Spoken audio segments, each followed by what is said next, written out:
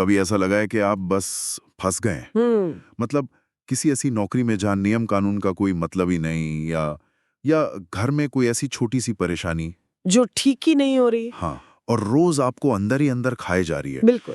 आज हम इसी एहसास की दुनिया में उतरने वाले हैं विनोद कुमार शुक्ल के कमाल के उपन्यास नौकर की कमीज के जरिए। हाँ, और इसकी कहानी है संतू बाबू नाम के एक क्लर्क की। और उसकी जिंदगी में कुछ भी मतलब बड़ा या नाटकीय नहीं होता, लेकिन उसकी छोटी छोटी परेशानियां ही बहुत कुछ कह जाती हैं। बिल्कुल। और आज हमारा मकसद सिर्फ कहानी सुनना नहीं है, बल्कि संतू बाबू की आंखों से 3 दुनियाओं को समझना है। पहली, उसका घर, जो आराम की जगह कम और एक अंतहीन संघर्ष का मैदान ज्यादा है। सही। दूसरी, उसका दफ्तर, जो किसी काम की जगह से ज्यादा एक बेतुका सर्कस लगता है। हाँ, हाँ। और तीसरी, उसके मन की दुनिया, जहां लाचारी, गुस्सा और थोड़ी सी उम्मीद की लगातार खींचतान चलती रहती है। तो इन्हीं अंशों से हम ये समझने की कोशिश करेंगे कि एक आम इंसान की खामोश लड़ाई असल में दिखती कैसी है। बिल्कुल। तो चलिए इसी खामोश लड़ाई से ही शुरू करते हैं, संतू बाबू के घर से। यहाँ जो एक चीज बार बार लौट कर आती है वो है टपकती हुई छत।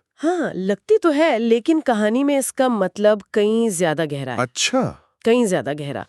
ये सिर्फ पानी का टपकना नहीं है, ये लाचारी का टपकना है। लाचारी का टपकना। हाँ, सोचिए, ये कोई बड़ी आपदा नहीं है जिससे आप लड़कर सुलझा लें। ये एक धीमी, लगातार चलने वाली परेशानी है जो आपके दिमाग पर हावी हो जाती है। और वो कुछ कर भी नहीं सकता। वो इसे ठीक भी नहीं कर सकता, क्योंकि मकान मालिक शहर का एक बहुत बड़ा डॉक्टर है जिससे मिलना लगभग नामुमकिन है। हाँ, लगभग नामुमकिन। तो संतू बाबू बस इंतजार करता है एक सही मौके का, जो कभी आता ही नहीं। और उस इंतजार में भी एक शर्त है जो मुझे बहुत ही अजीब लगी। हाँ, वो धूप वाली शर्त। अब डॉक्टर का भतीजा कहता है कि खपरे तभी ठीक होंगे जब कम से कम 3 दिन तक लगातार धूप रहे। ये तो कोई बात ही नहीं हुई। वही तो, ये तो एक ऐसी शर्त है जो किसी के बस में ही नहीं है। और यही तो सारा खेल है। ये एक बहाना है जिसे इस तरह बनाया गया है कि उसे पूरा ही न किया जा सके। मतलब एक तरह से दफ्तरी बहानेबाजी घर में घुसाई है। बिल्कुल। उसकी जिंदगी उन चीजों पर निर्भर हो गई है जिन पर उसका कोई जोर नहीं, चाहे वो मौसम हो या मकान मालिक का मूड। और ये सिर्फ छत तक सीमित नहीं है, घर में पानी की भी वैसी ही किल्लत है। हाँ, बोरिंग खराब है, नल पे लंबी लाइनें लगती हैं। और ये चीज उसे अंदर से बहुत परेशान करती है। एक जगह वो अपनी पत्नी को देखकर चिढ़ जाता है और कहता है, आज मैं जब भी घर लौट कर आऊंगा तुम पानी की बाल्टी लिए हुए ही दिखोगी। हाँ। मुझे ये समझना है वो अपनी पत्नी पर क्यों गुस्सा हो रहा है। समस्या तो पानी की है। देखिए, ये एक बहुत ही मानवीय प्रतिक्रिया है। अच्छा। वो सिस्टम से, मकान मालिक से, अपनी किस्मत से लड़ नहीं सकता, तो गुस्सा कहीं और निकलेगा। हाँ, तो उसका गुस्सा, उसकी हताशा उस इंसान पे निकलती है जो उसे उस समस्या की याद दिला रहा है। उसकी पत्नी उस बाल्टी के साथ उसकी अपनी लाचारी का प्रतीक बन जाती है। मतलब वो असल में खुद से चिढ़ रहा है। बिल्कुल, अपने जीवन के इस उबाऊ दोहराव से तंग आ चुका है। और इसी चिढ़ और तनाव के बीच उन दोनों का रिश्ता भी है जो बहुत नाजुक लगता है। हाँ। वो एक सीन है जहां वो मजाक मजाक में अपनी पत्नी को अनाज रखने वाले एक बड़े से पीपे में घुसने में मदद करता है। हाँ, बहुत प्यारा सा पल लगता है शुरू में, है ना? हाँ, वो पल उनकी जिंदगी में एक छोटी सी खुशी की तरह आता है, खेल की तरह। लेकिन फिर क्या होता है? उसकी साड़ी फट जाती है। और वो पूरा मजाक, वो सारी कोमलता एक उदासी में बदल जाती है। इस एक छोटी सी घटना में ही उनकी पूरी जिंदगी की झलक मिल जाती है कि उनकी खुशियां कितनी नाजुक हैं। हाँ, एक झटके में टूट सकती हैं। एक और पल है जो मुझे बहुत दिलचस्प लगा, जब संतू बाबू को अपनी पत्नी की संदूकची में कुछ पैसे मिलते हैं। हाँ, जो उसने बचाए थे। हाँ, कुछ उसके पिता ने दिए, कुछ भाई ने, और कुछ उसने संतू की जेब से बचाए थे। हाँ, ये देखकर उसे अच्छा लगता है। उसे अच्छा लगता है, लेकिन उसका अगला कदम क्या होता है? वो फौरन उन पैसों पर अपना हक जताता है। हाँ, वो कहता है, जितने पैसे तुमने मेरी जेब से निकाल कर जमा किए होंगे वे मेरे हैं, उन्हें मुझे दे दो। ये बहुत कुछ कहता है उनके रिश्ते के बारे में। बिल्कुल, ये एक छोटा सा संवाद है, लेकिन ये उनके रिश्ते के अंदर के पावर डायनामिक को साफ दिखा देता है। वो घर के बाहर शक्तिहीन है, इसलिए घर के अंदर वो उस शक्ति को महसूस करना चाहता है। लेकिन फिर हमें उसी पत्नी का एक बिल्कुल अलग रूप देखने को मिलता है ना? हाँ, जब वो डॉक्टर की पत्नी के साथ बाजार जाती है। वहां वो एक अलग ही इंसान है। बिल्कुल, वो दुकानदार से मोलभाव करती है, चीजें खुद परखती है। उसमें एक ऐसा आत्मविश्वास दिखता है जो संतू ने पहले कभी नहीं देखा। और उसकी प्रतिक्रिया देखने लायक है। हाँ, वो हैरान है, शायद थोड़ा असुरक्षित भी महसूस करता है। वो अपनी पत्नी को पहचान नहीं पा रहा। वो लिखता भी है इस बारे में। हाँ, वो लिखता है, यदि उसके पैर चिकने होते तो क्षण भर के लिए मुझे शक हो जाता कि वो मेरी पत्नी है या कोई दूसरी औरत। मतलब उसे अपनी पत्नी की पहचान कंफर्म करने के लिए उसकी फटी एड़ी देखनी पड़ती है। एग्जैक्टली। इसका मतलब ये है कि उसकी पत्नी की क्षमताएं हमेशा से थीं, बस उन्हें सही माहौल नहीं मिला था। सही बात। तो एक तरफ घर की ये घुटन है और दूसरी तरफ दफ्तर का ये बेतुकापन। जब वो इस घर से निकलकर दफ्तर पहुंचता है तो क्या हालात कुछ सुधरते हैं? सुधरना तो दूर की बात है, हालात और भी अजीब और मजेदार तरीके से बिगड़ जाते हैं। अच्छा। दफ्तर एक ऐसी जगह है जहां काम करने का मतलब कुछ बनाना या कोई नतीजा निकालना नहीं है। तो फिर क्या है मतलब? वहां काम करने का मतलब है साहब को खुश रखना और किसी तरह दिन काटना। ये एक सामंती व्यवस्था है जहां क्लर्क सिर्फ क्लर्क नहीं बल्कि साहब के निजी सेवक भी हैं। और इसी बेतुकेपन की मिसाल है वो कटहल वाली घटना। हाँ। मुझे तो पढ़कर ही हंसी आ गई। वो बस दफ्तर के अहाते में लगे पेड़ से कटहल तोड़ लेता है। इसमें इतना बड़ा संकट कैसे खड़ा हो सकता है? यही तो उपन्यास का जादू है। वो दिखाता है कि एक ऐसे सिस्टम में जहां कोई भी किसी चीज की जिम्मेदारी नहीं लेना चाहता, वहां एक छोटा सा फैसला भी बहुत बड़ा संकट बन जाता है। बिल्कुल। कटहल अब सिर्फ एक फल नहीं है, वो एक फाइल बन गया है जिसे हर कोई दूसरे की मेज पर धकेल रहा है। बड़े बाबू नाजिर कोई हाथ नहीं लगाना चाहता। और उसे जो सलाह दी जाती है वो तो और भी कमाल है। क्या? आप एक बार और पेड़ पर चढ़िए और कटहल को उसी जगह 4 गवाहों के सामने लगा दीजिए। क्या वो मजाक कर रहे थे? मुझे तो यही लगा। देखिए, वो मजाक भी कर रहे थे और सिस्टम की सच्चाई भी बता रहे थे। उस दुनिया में सबसे सुरक्षित काम है कुछ ना करना, या चीजों को वापस वैसा ही कर देना जैसी वे थीं। हाँ।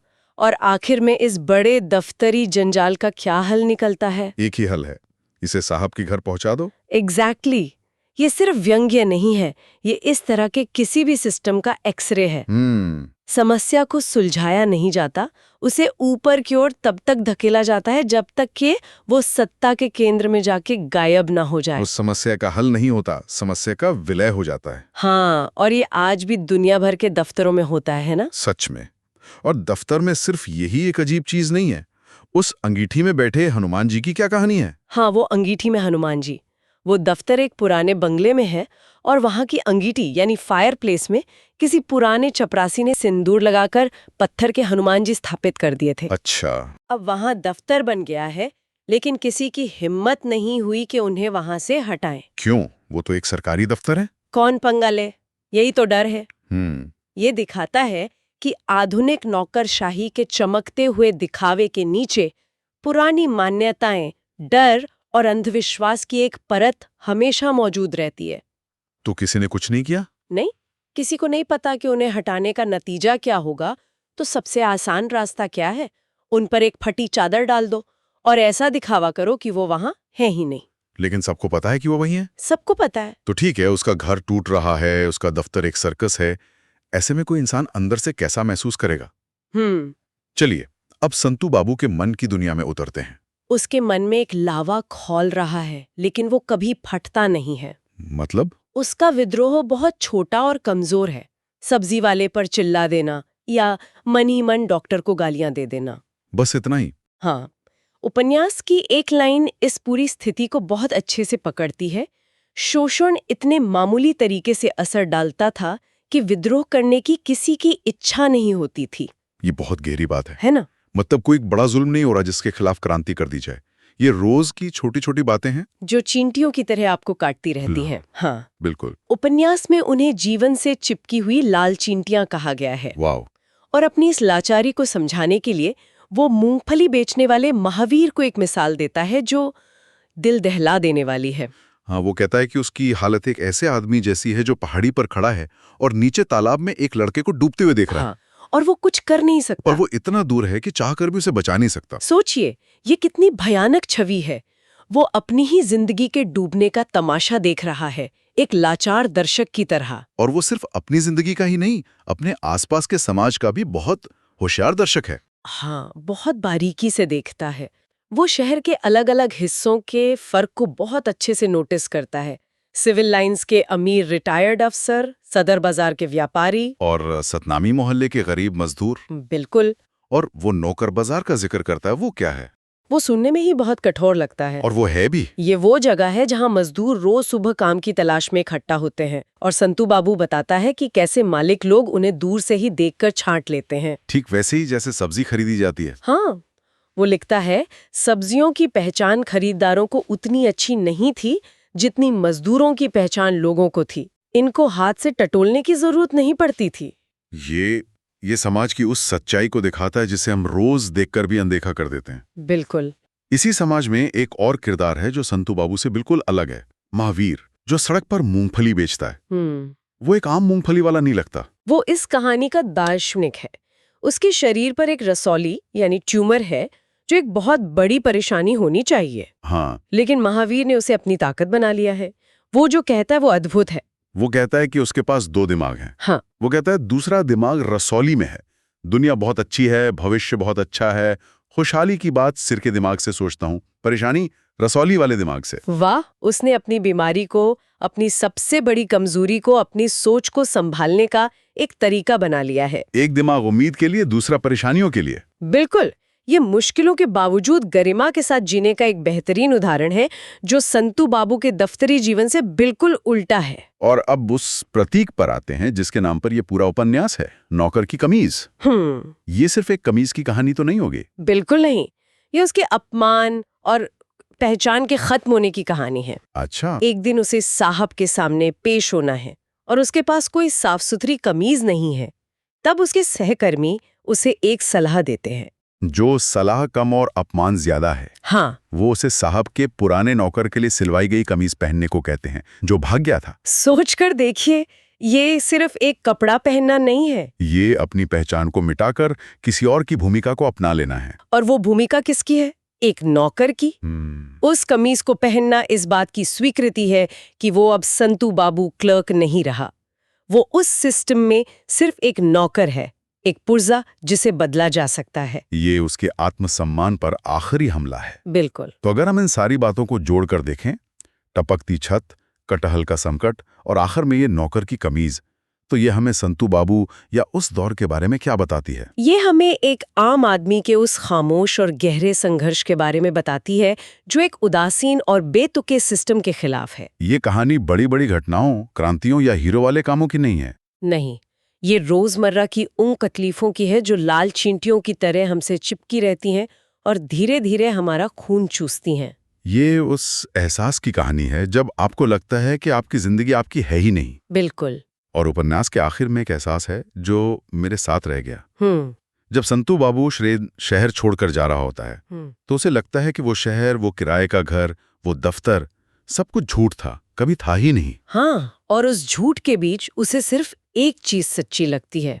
क्या? बस एक जगह मुझसे छूट गई है जहाँ केवल मेरी पत्नी है। ये बहुत ही मार्मिक और गहरा एहसास है। हाँ, और ये हमारे लिए एक सवाल छोड़ जाता है। क्या सवाल? सवाल ये कि जब पूरी दुनिया दमनकारी, बेतुकी और अवास्तविक महसूस होने लगे, तो वो कौन सी एक चीज होती है जो हमारे लिए वास्तविक बनी रहती है? उस जीवन में हमारा सहारा क्या बनता है जो हमें ऐसा लगता है कि कोई और जी रहा है?